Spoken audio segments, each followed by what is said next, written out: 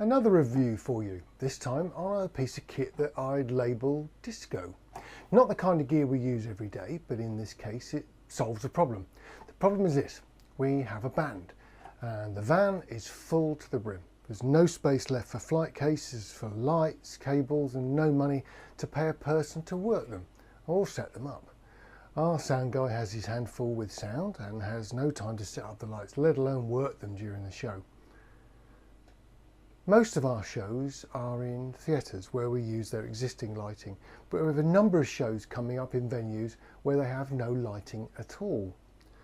In the past, the solution for this kind of thing is a couple of stands with T-bars on top and then a few power cans, the choice being a small dimmer rack to work them, or you just leave them switched on.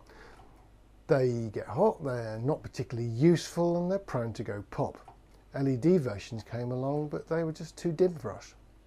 However, I spotted that the newer COB LED sources were now starting to creep into these kinds of products, so I hunted around and took a punt on these ones. Being frank, I really expected a pile of rubbish, but I've been pleasantly surprised. So what is it? It's a chunky T-bar with the usual 35mm socket for the stand, 4 quite small light sources on adjustable brackets dangling down. Each one connects to the T-bar with a connector, and on the bar itself there's 4 small LEDs. They're described as strobes, and while they can certainly strobe, they're really just eye candy. A quick sidetrack. LED lighting used in entertainment usually has the LED driver and a power supply as 2 separate sections. COB LEDs, chip on board, combine everything into one compact unit. In this case, 4 very bright 30-watt red, green, blue and white LED units that can combine to produce any colour you want. On top of the T-bar is a small fold-out aerial, and this receives signals from a floor-mounted 4-button remote. It's metal cased, tough, and it's a nice little unit, similar to a guitar effects pedal. It runs off one of those half-length 12-volt cells, similar to an AA. They're not available everywhere, so just grab a spare just in case. The package comes complete with this remote control, a quite decent lightweight stand, and the mains cable. Just over 200 quid for the entire package. I've been involved in lighting all my working life, and I should really know better than to trust the published specs from Chinese products. Lighting equipment is quite centred on specifications, and the printed spec on this one states beam angle 120 degrees, which is a flood beam, which would have been quite nice. I looked at some YouTube videos made with haze in the room and saw quite defined narrow sharp beams, and indeed the beams are very sharp and appear to be more like 50-degree beam angle, perhaps even a bit less. The beam is circular with a defined edge, and it's probably a result of the micro Fresnel lens on the front. It's not very wide in any sense, and the 120-degree claim is nowhere near correct. For my purposes, I'm not too bothered, and it would be a simple matter enough to tape a bit of diffuser on the front if you needed soft and wide. Okay, some comments on the function of the LED source. The actual LED colours are quite typical, with white coming in at 7000 Kelvin, so that's quite a blue-white like most LEDs. The actual light output from the red, green and blue LEDs is not actually that balanced, so some of the mixed colours are a little weak. Normally, if you light up the red and blue at full, you get a nice deep magenta colour, but blue is bright compared to the red, so red at 255 and blue at 150 is the magenta colour I'm familiar with on other LED units. Same thing with the yellow. The green is bright, so needs knocking back to around 200 to get a nice yellow. Blue and green at full do give the usual cyan colour, so it's just red that's a little low output wise. The COB chip has 4 rows of 3 LEDs in each cluster, and this means, like all the COB devices I've seen, that the source of each colour is in a slightly different place. So when you combine LEDs to create new colours at the very edges of the beam where it cuts off, there's going to be a small area of different colour. So with the cyan example above, there's a green fringe on one edge. You see this on loads of LED lighting, and it's not really one that you can do very much about, apart from perhaps softening the beam and losing the brightness. I'll mention now that all the functions of the unit can be controlled by DMX with the usual 3-pin XLR.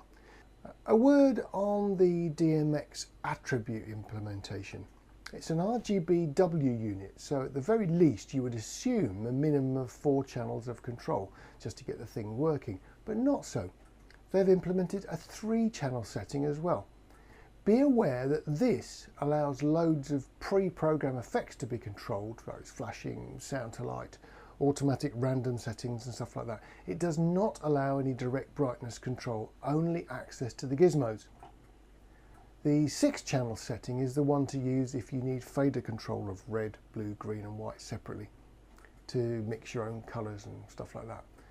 Channel 5 in this mode accesses a combined dimmer and access to the effects. The dimmer's on the first bit of the DMX implementation, and once you go over 100 or so it starts to go into effects. With a proper memory controller you can do some nice stuff, but my experience with this one are that direct fader control makes the setting of fader 5 very difficult to reproduce. The final setting uses 28 DMX channels, which allows individual control of all 4 LED heads with an overall dimmer for each unit, and it gives you access to the flashing speeds on all 4 units. Oddly, I suspect there's a typo on attribute 24, which appears to be ParCan 4 flashing speed, not what the manual says. The manual carries the usual dire warnings about overhead reeling, but the unit is not actually that suitable for flying from lighting bars on the stage. The support in the centre fits onto a normal 35mm stand, same as a loudspeaker type. And there are brackets supplied to allow floor mounting, and then the unit is upside down. But the 35mm socket has no way of being used inverted. There's a small thumb screw to stop it rotating on a stand, but that's not sufficient to stop it falling if it was used upside down. There's also no secondary support loop. You find these on many other items of this kind, so the emission is a bit strange. So if you mount it upside down on a normal lighting clamp, it's impossible from the centre connection, but you can use the floor mounting brackets with hook clamps. The threads are pretty decent size, so I'd be personally quite happy about hanging them from the ends. The manual does term these brackets as floor mount dual connection mounts. So obviously they're intending you to stick a hook clamp on each one of those, stick it on the end of the unit and hang it from that with nothing connected to the 35mm socket. The unit has also got an IEC in and an out, so if you want to you can daisy chain a few of them together. All good so far. The floor controller pretty well does what it says on the box. You can stamp repeatedly on auto and it will step through the auto modes, which appear to be 17 programs. The next 10 are flashing versions of those 10, and then come 3 mixed auto shows, a random-ish collection of pretty useful sort of lighting effects. But that's quite a lot, all in one big sequence.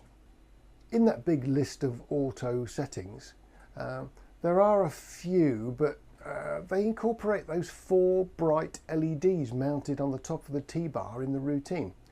These I can actually live without.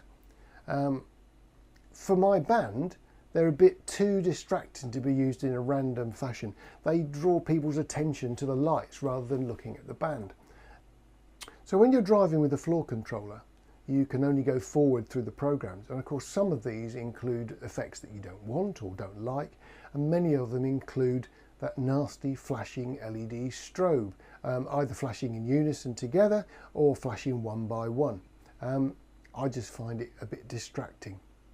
If you use a proper external DMX controller, then of course you've got access to all the effects that you really want at the right time, rather than the somewhat random way these things are implemented on the stamp on the button over and over again mode. It won't be long before, from my band, those LEDs are covered up with a piece of black gaffer tape. They just don't do anything for us at all. The sound to light function with dance type music with a steady beat is actually quite effective. It's not quite so useful for our band where we're playing more gentle music without huge amounts of bass.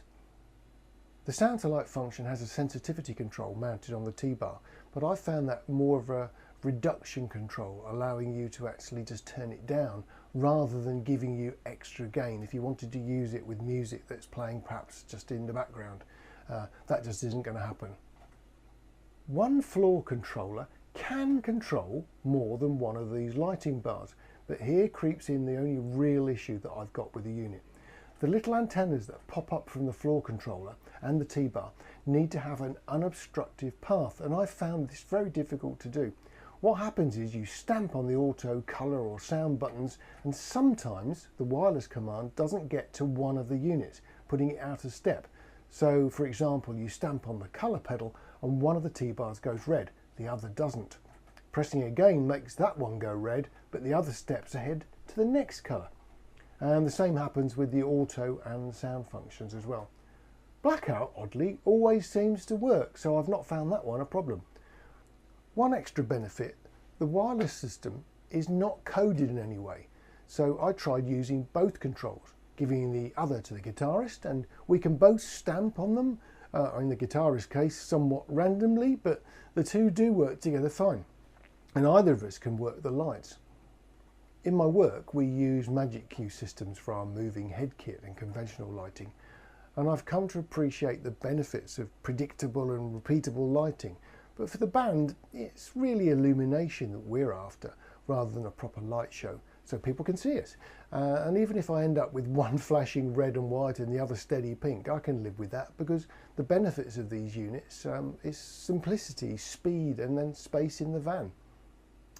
They come in handy zip-up soft cases, so I've got 4 bags that I can squeeze into the van's very few gaps. I ordered 2 very long IEC cables, so setup time is minimal. If I need to put together a proper coordinated light show with a real lighting desk, they'll be fine. The narrower than expected beam angles are actually more useful than the wide flood I'd expected, and the value for money is pretty obvious. If you need the same as me, simple illumination, quick setup and easy control, they're a doddle. If you're into mobile DJing in any form, these units will be pretty useful. 2 or even just 1 behind the DJ pointing at the crowd would be quite nice. I'm thinking of trying one of ours behind our drummer, pointing forwards and then down onto his kit, even at the venues when we've got proper lighting supplied. Easy and quick enough to do on a whim. So, are they good value? Yes. Do they do a decent job? Yeah, they do. The controller lost command issue is a bit of a pain, and as it's purely on a one-way command system, getting out of sync is quite understandable, and if you need synchronization, then DMX and a proper controller will soon sort this one out. So, all in all, do I regret buying this? No. They're actually pretty decent, well made. I can't see any major snags at all, apart from that small issue with the wireless controller. But for just over a couple of £100 a unit, that's pretty good value for money, I think. See you soon.